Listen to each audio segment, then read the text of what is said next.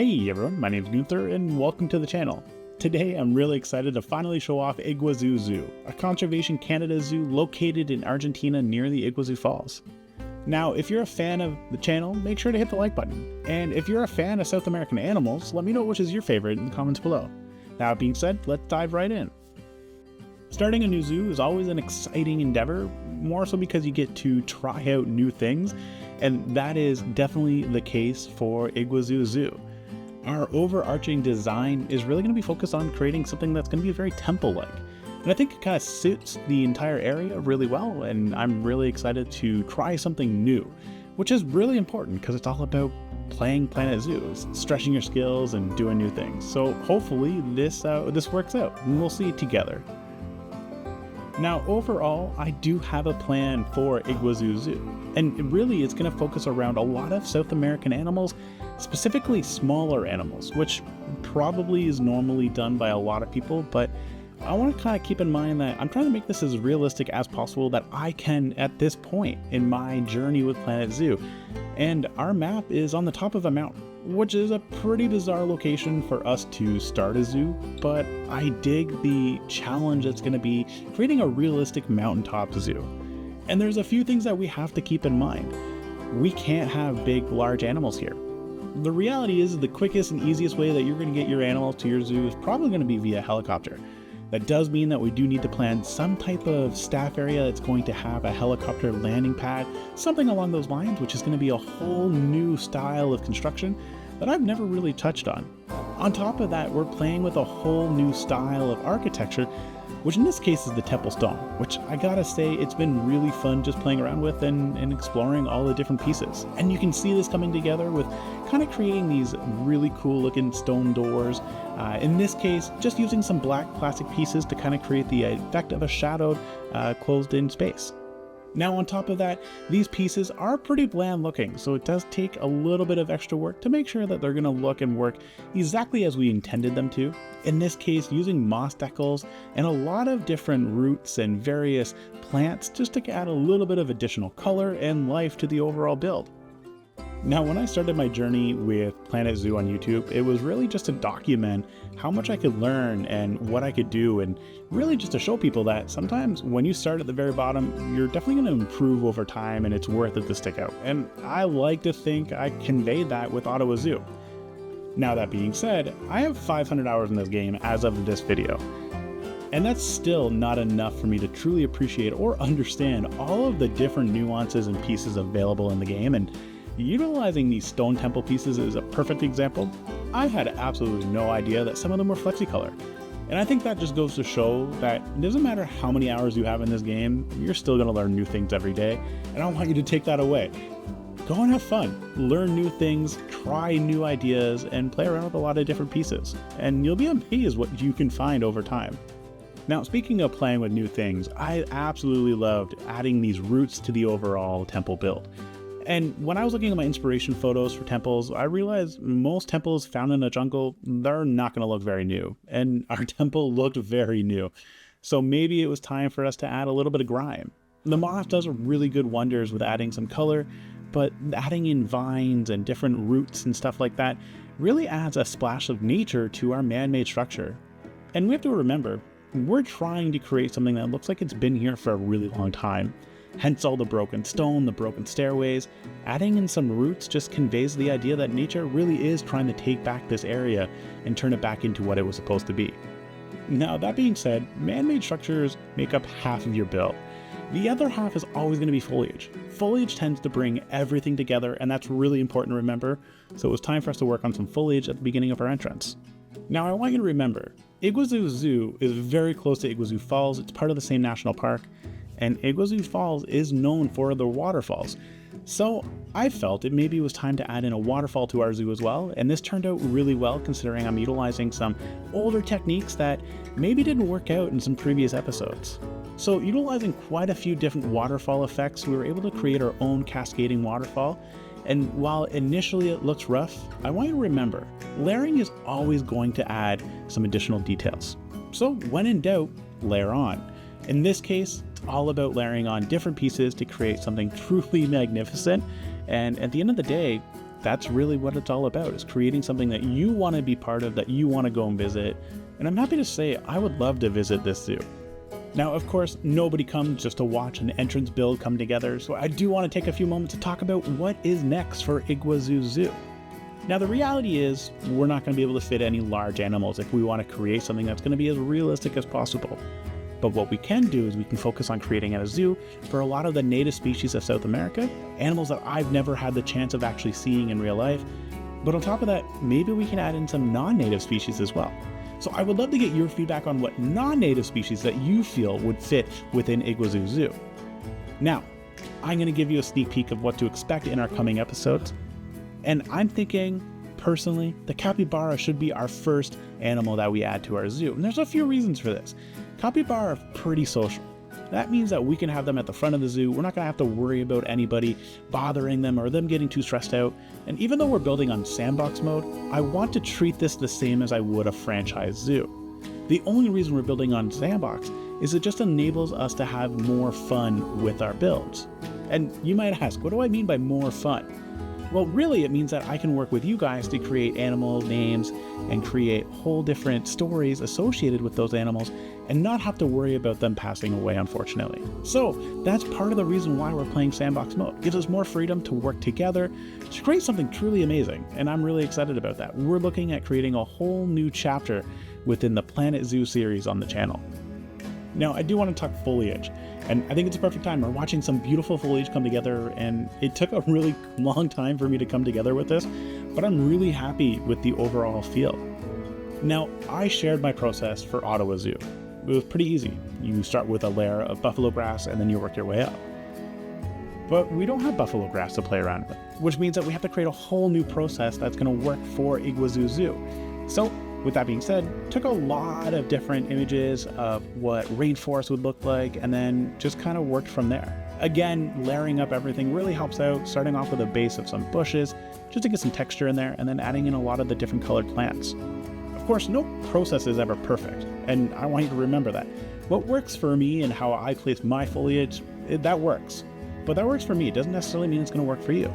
I do hope you take some tips and tricks away from my videos, but hey, if you have tips and tricks for me, let me know in the comments below, because I think everybody can learn different processes all the time, and together we can create our own processes and then share them again. And that's how we always improve, because no process is perfect.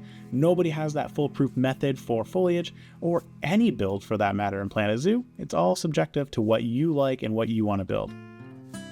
Now, speaking about what I want to build, this area was really meant to signify a change from your forest, so the more natural colors, going into a man-made structure, in this case our zoo.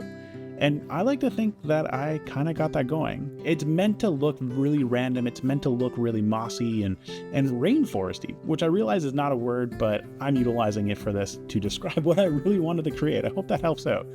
And I think I did a really good job at creating something that looks a little bit more natural. Huge shout out, of course, to the terrain paint for really bringing this together and creating something truly amazing. I love this new terrain paint.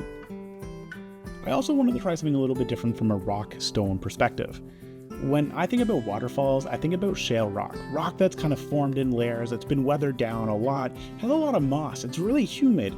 So knowing that, I tried my hand at creating some layered rock pieces. And really, it was all about mixing some jungle rocks with some mossy rocks and just placing them around. Really, it's just 2 or 3 pieces placed over and over and over again. And in this case, I just created 2 versions of it. And part of the reason why is because I'm going to try to keep these versions the same, rotate them around a lot, which is super important. You don't want to create something that's going to look too man-made. I want it to look natural, which means that I'm going to rotate it in a lot of different ways. And just by rotating it, you can be amazed how you can take 1 or 2 pieces and turn it into multiple. So having created our base pieces, it was really time to start placing them around. And that means just placing them wherever I want. It's meant to look random, which means I'm not going through and being strategic about it. I'm just flipping it around, rotating it as much as I want, flipping it one way over the other, placing pieces on top of pieces on top of pieces and layering it all together. And as time goes by, we can start to see this wall come together. And it's looking gorgeous, which I guess at the end of the day is always what it's meant to do. It's meant to look fantastic. Now, of course, nothing is complete without some foliage, so I just circled back through and re-added a bunch of foliage, again adding to the idea that we're living in a really humid environment, trees and bushes are going to grow wherever they can. And I'm really digging how this turned out. Now, foliage can be a pain in the butt for a lot of people, including myself. It's really hard to fill in a lot of areas, and I just want to remind everybody, don't forget to use trees. I love sinking trees into the ground, getting those bushes that stick through, more so because you're going to get that random look associated with it. So I just want to remind everybody, that's definitely a viable solution when it comes to some foliage. And you can kind of see it taking shape here. It worked out super well, and it's creating that really lush environment. Now we are nearing the end of our speed build, and that's really important because it does mean that our tour is just around the corner, which I'm really excited to show everything off. Now before we get there, I just want to say I've never really built anything that I've really wanted to place on the workshop, but I'm really liking how we put these together. Now, I'm a believer that when it comes to trash cans, you should definitely be recycling and composting as much as you can. Now, we don't necessarily have a compost in Planet Zoo, but we do have some recycling and garbage bins. But they look kind of bland, and I'm not a huge fan of them. So that being said, I wanted to create something that's going to make it look a little bit more unique, and I stumbled across this really cool idea, which is really just utilizing a lot of different pieces as well as some Photoshop magic, which will probably be the best way to say it, to create this really cool garbage bin. And it's really important that we have a really cool garbage can that's going to have a top to it. And part of the reason why is we want to make sure that if there are any native wildlife, they can't get into our garbage cans. That's super important. Any scavengers that learn to feed off of garbage cans, they're going to stick around for a really long time. They're going to become dependent. And if we were to ever remove them, it's not going to end very well for them, unfortunately. So that being said, it was really time to create a garbage can for the first time. It's going to have a closed top lid on it. So if our guests want to throw something out, they're going to have to lift those lids up, make sure they throw whatever they want to throw, and then close those lids. And it's just going to mean a better experience for local wildlife, which is super important. Now, that being said, that's the end of our speed build. So I am going to pass it off to future Gunther to go through a live tour of all of the work we've done today and maybe chat a little bit more about what's next for Iguazu Zoo.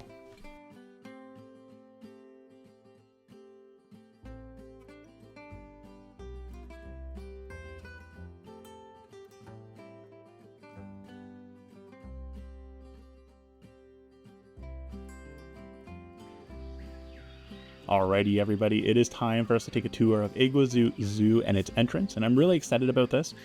So excited, in fact, that you're going to find a link to the Steam Workshop file for this particular entrance. So if you want to go and explore this entrance, or if you want to download it and add it to your zoo, by all means, this is ready to go for you. So you'll find that link in the description, and let me know what you think of it. If you do take some time to tour it yourself, provide some feedback, because it helps me to grow and it helps others to grow as well.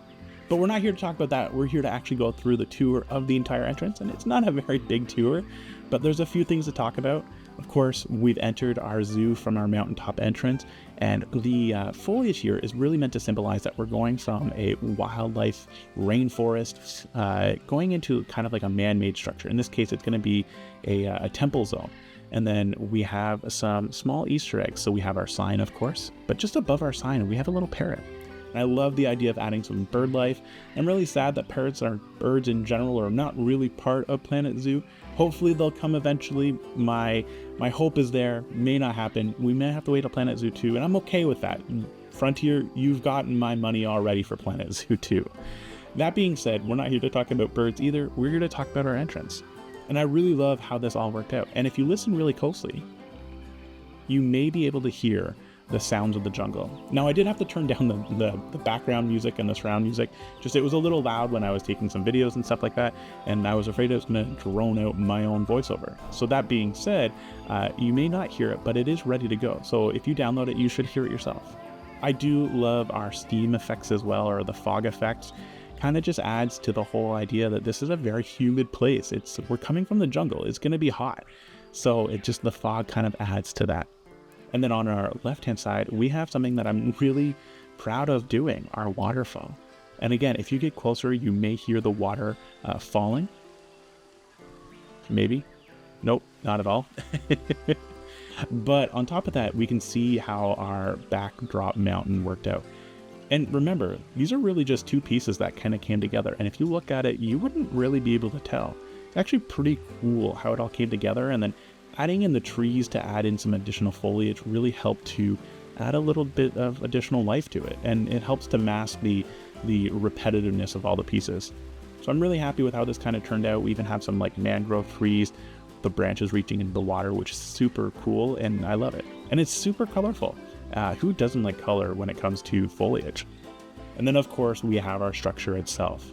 And our structure, the first half, the bottom half, the main floor, is really meant to be fully navigatable. You should be able to go through it. Now the second floor, or first floor, depending on where you're from, it's not meant to be navigatable. So we have stairs, we have a sign that will eventually go in directing our guests to not go up the stairs.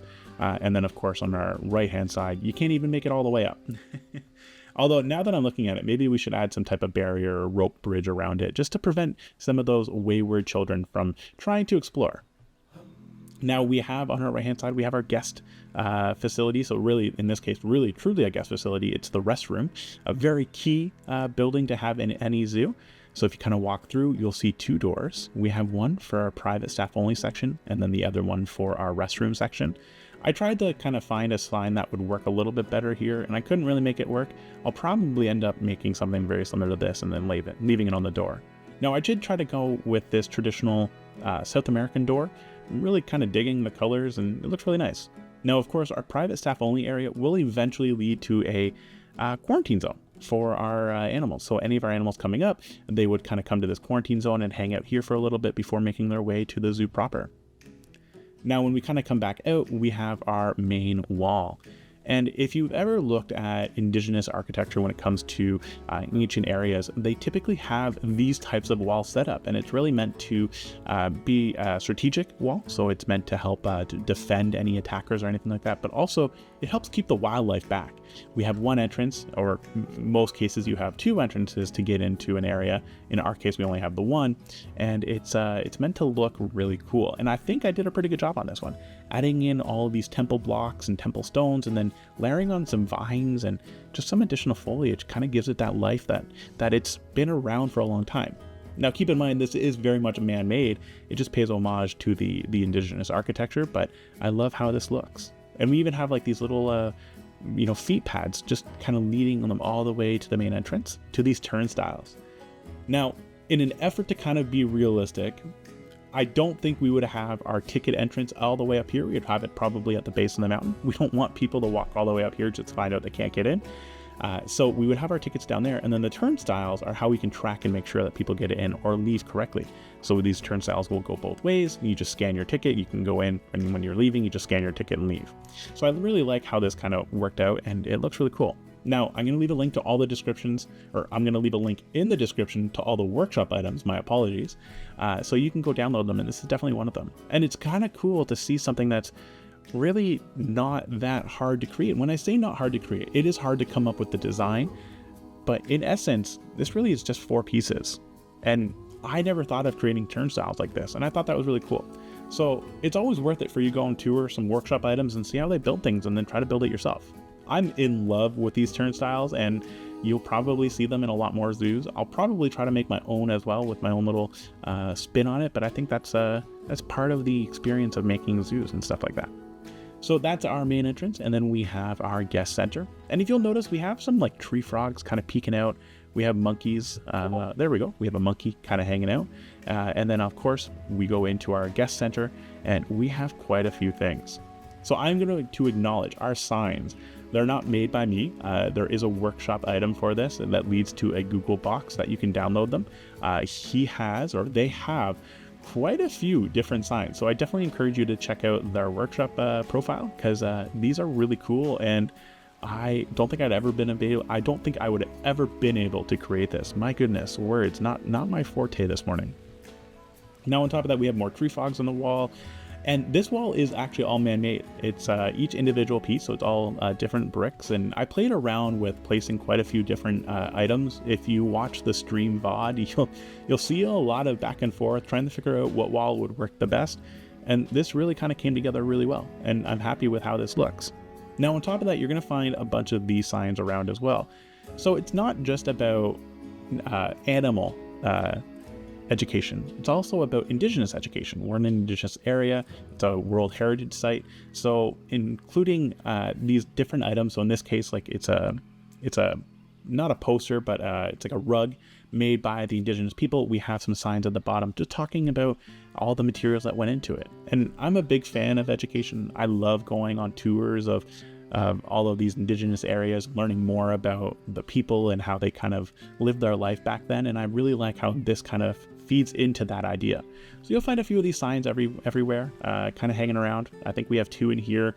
And as we kind of develop and build more areas, you'll see more of these crop up. We also have some of these items. These are also from the workshop, which are really just kind of like you can come here, get brochures. So if you wanted to read more about animals on your journey, or if you wanted a map, you can just pick this up and kind of go on your way. And then we have some main items. Of course, we have our jaguar sculpture. Again, it would be something, you know, created from an indigenous people, and then just some additional facts about it. And what isn't made better by a waterfall? So we have like a little wishing well waterfall. So you can throw in some coins in here, and it helps to add donation aspects to the zoo. So you can donate to the zoo by throwing in a coin to the wishing well. And I thought that was really cool. So something pretty small, but it's pretty impactful at the same time. And of course, who can forget a giant skylight? Who doesn't love skylights? Now, as we leave, we have some more turnstiles and a blank poster. So not yet, because we don't really have anything to showcase, but eventually we'll be having our own zoo map go right here as well. And I'm really excited to kind of start working on that. Huge shout out for Sparrow for her tips video on how to create your own map of your zoo. And I'm definitely going to be leaning on that to create mine. And as we kind of leave through our turnstiles, you're seeing some additional work that didn't really make it into the speed build. And it's really just this building. And I was toying with some different features and ideas, and who knows, maybe you will see some type of short come up on how we built this. I actually did a stop motion build of this. It was very long and took me, I think, 170 different screenshots to get it all to work. But maybe we'll take a look at what that looks like some other day. Of course, we have some foliage, and then on this side, I've added some additional color because this was where I figured out that your pieces are totally colorable depending on the type that you select. So I've added some color to the backside, and then we just have some foliage blocks just to mask some of that walls, and then we can kind of go into our staff center. And that's about it. I'm really excited to kind of show off the rest and then kind of continue the journey associated with Iguazu Zoo, and I really hope that you had fun on this journey with me as well. Now, if you have any feedback, leave it in the comments below. If you're really liking the video, make sure you hit that like button. And of course, thank you for watching. I really appreciate all of your support, and I can't wait to see where we go with Iguazu Zoo. Other than that, I just want to say one last thing. Ciao for now, everybody.